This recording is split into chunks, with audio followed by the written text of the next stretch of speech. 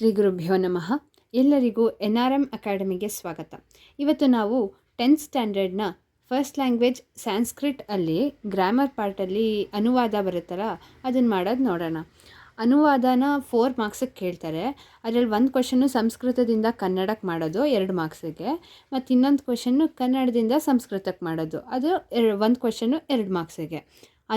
ಅನುವಾದ ಅಂದರೆ ಟ್ರಾನ್ಸ್ಲೇಟ್ ಮಾಡೋದು ಅಂತ ಅಷ್ಟೇ. ಸೊ ಈಗ ನನ್ನ ಹತ್ರ ಒಂದಿಷ್ಟು ಸ್ಯಾಂಪಲ್ ಕ್ವೆಶನ್ಸ್ ಇದೆ. ಇವತ್ತು ಕನ್ನಡದಿಂದ ಸಂಸ್ಕೃತಕ್ಕೆ ಅನುವಾದ ಮಾಡೋದನ್ನು ನೋಡೋಣ. ಈಗ ಫಸ್ಟ್ ಕ್ವೆಶನ್ ನೋಡೋಣ. ಸಂಸ್ಕೃತ ಸಾಹಿತ್ಯದ ಪ್ರಸಿದ್ಧ ಕವಿಗಳಲ್ಲಿ ಭಾರವಿಯೂ ಒಬ್ಬನು.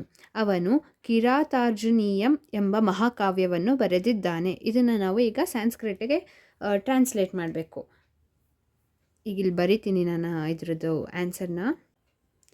ಭಾರವಿ ಸಂಸ್ಕೃತ ಸಾಹಿತ್ಯಸ್ಯ ಪ್ರಸಿದ್ಧೇಷು ಕವಿಷು ಅನ್ಯತಮಃ ಅಸ್ತಿ ಯಃ ಕಿರಾತಾರ್ಜುನೀಯಂ ಇತಿ ಮಹಾಕಾವ್ಯಂ ರಚಿತವಾನ್. ಇದು ಸಂಸ್ಕೃತಕ್ಕೆ ಅನುವಾದ ಮಾಡಿರೋ ಉತ್ತರ. ಈಗ ನೆಕ್ಸ್ಟ್ ಕ್ವೆಶನ್ ನೋಡೋಣ. ಭಾರತ ದೇಶದಲ್ಲಿ ಅನೇಕ ನದಿಗಳು ಹರಿಯುತ್ತದೆ. ದಕ್ಷಿಣ ಭಾರತದ ನದಿಗಳಲ್ಲಿ ಕಾವೇರಿ ನದಿಯೂ ಒಂದು. ಇದು ಕರ್ನಾಟಕದ ಜೀವನದಿಯಾಗಿದೆ. ಇದರ ಉತ್ತರನ ಈಗ ಬರೆಯೋಣ. ಭಾರತ ದೇಶೆ ಬಹವಃ ನದ್ಯಃ ಪ್ರವಹಂತಿ. ದಕ್ಷಿಣ ಭಾರತಸ್ಯ ನದೀಷು ಕಾವೇರಿ ನದ್ಯಾಃ ಅನ್ಯತಮಾ ಅಸ್ತಿ ಇತಿ ಕರ್ನಾಟಕಸ್ಯ ಜೀವನಂ. ಇದು ಇದರ ಅನುವಾದ. ಈಗ ಮುಂದಿನ ಅನುವಾದ ಮಾಡಬೇಕಾಗಿರೋ ಕ್ವಶನ್ನ ನೋಡೋಣ. 3ನೇದು. ವಿದ್ಯಾರ್ಥಿಗಳು ಶ್ರದ್ಧೆಯಿಂದ ಓದಬೇಕು. ಶ್ರದ್ಧೆ ಇರುವವನಿಗೆ ಮಾತ್ರ ಜ್ಞಾನವು ಲಭಿಸುತ್ತದೆ.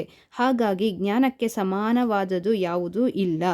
ಇದರ ಉತ್ತರನ ಈಗ ಬರೆಯೋಣ. ಛಾತ್ರಾಃ ಪ್ರಯತ್ನಪೂರ್ವಕಂ ಅಧ್ಯಯನಂ ಕುರ್ವಂತು. ಜ್ಞಾನಂ ಪ್ರಯತ್ನಶೀಲೈಃ ಏವ ಲಭ್ಯತೆ. ಅತಃ ಜ್ಞಾನಸಮಂ ಕಿಮಪಿ ನಾಸ್ತಿ. ಇದು ಇದರ ಅನುವಾದ. ಈಗ 4ನೇ ಕ್ವಶನ್ನ ನೋಡೋಣ. ನಗರಗಳಲ್ಲಿ ವಿಶಾಲವೂ ಸುಂದರವೂ ಆದ ಉದ್ಯಾನವನವಿರುತ್ತವೆ. ಪ್ರತಿದಿನ ಜನರು ವಿಹಾರಕ್ಕಾಗಿ ಅಲ್ಲಿಗೆ ಬರುತ್ತಾರೆ. ಇದರ ಅನುವಾದನ ಈಗ ನೋಡೋಣ.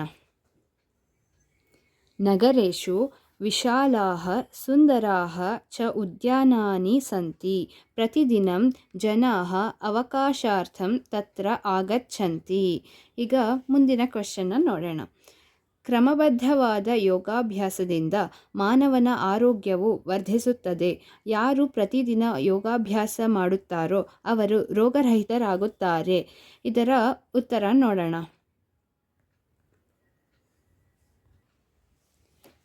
ನಿಯಮಿತ ರೂಪೇಣ ಯೋಗಸ್ಯ ಅಭ್ಯಾಸೇನ ಮಾನವಸ್ಯ ಆರೋಗ್ಯಸ್ಯ ಉನ್ನತಿಃ ಭವತಿ. ನಿತ್ಯಂ ಯೋಗಾಭ್ಯಾಸಂ ಕರೋತಿ ರೋಗರಹಿತಃ. ಈಗ ಮುಂದಿನದು ನೋಡೋಣ. 6ನೇ ಕ್ವೆಶನ್ನು. ಭಾರತವು ಕೃಷಿ ಪ್ರಧಾನವಾದ ದೇಶವಾಗಿದೆ. ಅನಾವೃಷ್ಟಿಯ ಕಾರಣದಿಂದ ರೈತರು ದುಃಖವನ್ನು ಹೊಂದುತ್ತಾರೆ. ಇದರ ಅನುವಾದ ನೋಡೋಣ. ಭಾರತಂ ಕೃಷಿ ಪ್ರಧಾನಃ ದೇಶಃ ಅಸ್ತಿ. ವರ್ಷಾಕಾರಣಾತ್ ಕೃಷಕಾಃ ದುಃಖಂ ಪ್ರಾಪ್ನುವಂತಿ. ಇದು ಇದರ ಅನುವಾದ ಆಗಿದೆ. 7ನೇದು ನೋಡೋದಾದರೆ, ಸಂಸ್ಕೃತ ಸಾಹಿತ್ಯದ ಪ್ರಾಚೀನ ಕವಿಗಳಲ್ಲಿ ಕಾಳಿದಾಸನೂ ಒಬ್ಬನು. ಅವನು ಶ್ರೇಷ್ಠವಾದ 7 ಕೃತಿಗಳನ್ನು ಬರೆದಿದ್ದಾನೆ. ಇದರ ಅನುವಾದ ಹೇಗೆ ಮಾಡೋದು ಅಂತ ನೋಡೋಣ.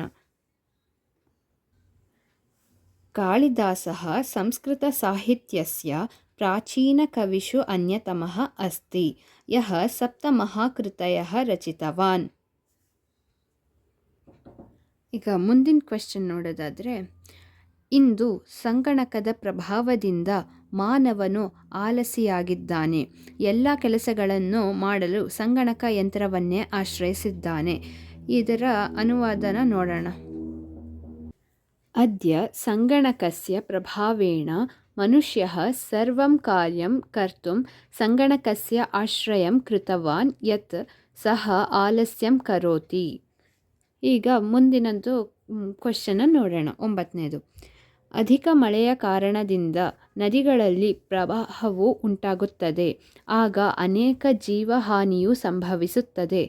ಇದರ ಉತ್ತರ ನೋಡೋಣ. ಅತಿವೃಷ್ಟ್ಯಾ ನದ್ಯಃ ಜಲತ್ಪ್ಲಾವನಂ ಭವತಿ. ತದಾ ಬಹವಃ ಪ್ರಾಣಾಃ ನಷ್ಟಾಃ ಭವಿಷ್ಯಂತಿ. ನೀವು ಇದರಲ್ಲಿ ಜಲತ್ಪ್ಲಾವನಂ ಇದನ್ನು ಸ್ವಲ್ಪ ಗಮನಿಸಿ ನೋಡ್ಕೋಬೇಕು. ಈಗ ಮುಂದಿನ ಕ್ವೆಶ್ಚನ್ನ ನೋಡೋಣ. ಮಹಾಭಾರತವು ಸಂಸ್ಕೃತ ಸಾಹಿತ್ಯದಲ್ಲಿ ಪ್ರಸಿದ್ಧವಾದ ಗ್ರಂಥವಾಗಿದೆ. ಇದು ಅನೇಕ ಕವಿಗಳಿಗೆ ಆಕಾರ ಗ್ರಂಥವಾಗಿದೆ. ಈ ಕ್ವೆಶ್ಚನ್ನು ಬಹಳ ಸತಿ 10th ಬೋರ್ಡ್ ಎಕ್ಸಾಮಲ್ಲಿ ಬಂದಿದೆ. ಈ ಕ್ವೆಶ್ಚನ್ನ ಸ್ವಲ್ಪ ಗಮನಿಸ್ಕೊಂಡು ಹೋಗಬೇಕು. ಈಗ ಮುಂದಿನ ಕ್ವೆಶ್ಚನ್ ನೋಡೋಣ. ಮಹಾಭಾರತವು ಸಂಸ್ಕೃತ ಸಾಹಿತ್ಯದಲ್ಲಿ ಪ್ರಸಿದ್ಧವಾದ ಗ್ರಂಥವಾಗಿದೆ. ಇದು ಅನೇಕ ಕವಿಗಳಿಗೆ ಆಕರ ಗ್ರಂಥವಾಗಿದೆ. ಈ ಕ್ವೆಶ್ಚನ್ನ ಬಹಳ ಸತಿ 10th ಬೋರ್ಡ್ ಎಕ್ಸಾಮಲ್ಲಿ ಕೇಳಿದರೆ ಸ್ವಲ್ಪ ಇದನ್ನು ನೋಡ್ಕೊಂಡು ಹೋಗಬೇಕು. ಇದರ ಉತ್ತರನ ನೋಡೋಣ ಇವಾಗ. ಮಹಾಭಾರತ ಇತಿ ಸಂಸ್ಕೃತ ಸಾಹಿತ್ಯೆ ಪ್ರಸಿದ್ಧಃ ಗ್ರಂಥಃ ಅನೇಕಾನಾಂ ಕವೀನಾಂ ಸ್ತೋತ್ರಪುಸ್ತಕಂ ಅಸ್ತಿ. ಮುಂದಿನ ಕ್ವೆಶ್ಚನ್ ನೋಡೋಣ. ಭಾರತ ದೇಶದಲ್ಲಿ ಅನೇಕ ಪುಣ್ಯಕ್ಷೇತ್ರಗಳಿವೆ. ಭಕ್ತರು ಅವುಗಳನ್ನು ನೋಡಲು ಪ್ರವಾಸಕ್ಕೆ ಹೋಗುತ್ತಾರೆ. ಇದು ತುಂಬ ಸುಲಭವಾಗಿದೆ ನೋಡಿ. ಇದರ ಉತ್ತರ ನೋಡೋಣ. ಭಾರತೆ ಅನೇಕಾನಿ ಪುಣ್ಯಕ್ಷೇತ್ರಾಣಿ ಸಂತಿ ಭಕ್ತಾಃ ತಾನ್ ದ್ರಷ್ಟುಂ ಪ್ರವಾಸಂ ಕುರ್ವಂತಿ. ಈಗ ಮುಂದಿನ ಕ್ವೆಶ್ಚನ್ನ ನೋಡೋಣ. ಜಗತ್ತಿನಲ್ಲಿ ಜನರು ಅನೇಕ ಭಾಷೆಗಳನ್ನು ಮಾತನಾಡುತ್ತಾರೆ. ಅವುಗಳಲ್ಲಿ ಅತ್ಯಂತ ಪ್ರಾಚೀನವೂ ಮಧುರವೂ ಸಂಸ್ಕೃತವಾಗಿದೆ. ಇದರ ಅನುವಾದ ಹೇಗೆ ಮಾಡೋದು ಅಂತ ನೋಡೋಣ. ಜಗತಿ ಜನಾಃ ಬಹವಃ ಭಾಷಾಃ ವದಂತಿ ತೇಷು ಪ್ರಾಚೀನತಮಂ ಸುಮಧುರಂ ಚ ಸಂಸ್ಕೃತಂ. ಇದು ಇದರ ಅನುವಾದವಾಗಿದೆ. ಈಗ ಮುಂದಿನ ಕ್ವೆಶ್ಚನ್ ನೋಡೋಣ. ವಿದ್ಯಾರ್ಥಿಗಳು ಪ್ರತಿದಿನ ಶಾಲೆಗೆ ಹೋಗುತ್ತಾರೆ. ಅಲ್ಲಿ ಅವರು ಅನೇಕ ವಿಷಯಗಳನ್ನು ಓದುತ್ತಾರೆ. ಇದರ ಅನುವಾದ ನೋಡೋಣ. ಛಾತ್ರಾಃ ವಿದ್ಯಾಲಯಂ ಗಚ್ಚಂತಿ ತತ್ರ ತೇ ಬಹೂನಿ ವಸ್ತೂನಿ ಪಠಂತಿ ಸ್ಮ. ಈಗ ಮುಂದಿನ ಕ್ವೆಶ್ಚನ್ ನೋಡೋಣ. ನಮ್ಮ ದೇಶದ ಸ್ವಾತಂತ್ರ್ಯಕ್ಕಾಗಿ ಅನೇಕ ದೇಶಭಕ್ತರು ತಮ್ಮ ಜೀವನವನ್ನು ಸಮರ್ಪಿಸಿದರು. ಅವರಲ್ಲಿ ಸುಭಾಷ್ ಚಂದ್ರ ಬೋಸರು ಕೂಡ ಒಬ್ಬರು. ಇದರ ಅನುವಾದ ಹೇಗೆ ಅಂತ ನೋಡೋಣ. ಅಸ್ಮಾಕಂ ದೇಶಸ್ಯ ಸ್ವತಂತ್ರತಾಯೈ ಬಹವಃ ದೇಶಭಕ್ತಾಃ ಸ್ವಪ್ರಾಣಾನ್ ತ್ಯಾಗಂ ಕೃತವಂತಃ ಸುಭಾಷ್ ಚಂದ್ರ ಬೋಸಃ ತೇಷು ಅನ್ಯತಮಃ ಅಸ್ತಿ. ಈಗ ಮುಂದಿನ ಕ್ವೆಶ್ಚನ್ನ ನೋಡೋಣ. ಪ್ರಾಚೀನ ಕಾಲದಲ್ಲಿ ಎಲ್ಲ ಜನರು ವಿದ್ಯಾಸಂಪತ್ತೇ ಶ್ರೇಷ್ಠ ಸಂಪತ್ತೆಂದು ತಿಳಿಯುತ್ತಿದ್ದರು. ಆದರೆ ಇಂದು ಜನರು ಹಣವನ್ನೇ ಸರ್ವಸ್ವವೆಂದು ತಿಳಿಯುತ್ತಾರೆ. ಇದರ ಅನುವಾದ ಹೇಗೆ ಅಂತ ನೋಡೋಣ. ಪ್ರಾಚೀನ ಕಾಲೇ ಸರ್ವೇ ಜನಾಃ ಜಾನಂತಿ ಸ್ಮ ಯತ್ ಶಿಕ್ಷಾ ಏವ ಪರಮಂ ಧನಂ ಪರಂತು ಅದ್ಯ ಜನಾಃ ಧನಂ ಸರ್ವ ಇತಿ ಅವಗಚ್ಚಂತಿ. ಇಷ್ಟೊತ್ತು ಕನ್ನಡದಿಂದ ಸಂಸ್ಕೃತಕ್ಕೆ ಅನುವಾದ ಮಾಡೋದನ್ನು ನೋಡಿದ್ವಿ. ಮುಂದಿನ ವಿಡಿಯೋದಲ್ಲಿ ಸಂಸ್ಕೃತದಿಂದ ಕನ್ನಡಕ್ಕೆ ಅನುವಾದ ಮಾಡುವಂಥ ಒಂದಿಷ್ಟು ಕ್ವೆಶನ್ಗಳನ್ನ ತೊಗೊಂಡು ಬರ್ತೀನಿ. ಈ ವಿಡಿಯೋದಿಂದ ನಿಮ್ಮೆಲ್ರಿಗೂ ಉಪಯೋಗ ಆಗಿದೆ ಅಂತ ತಿಳ್ಕೊತೀನಿ.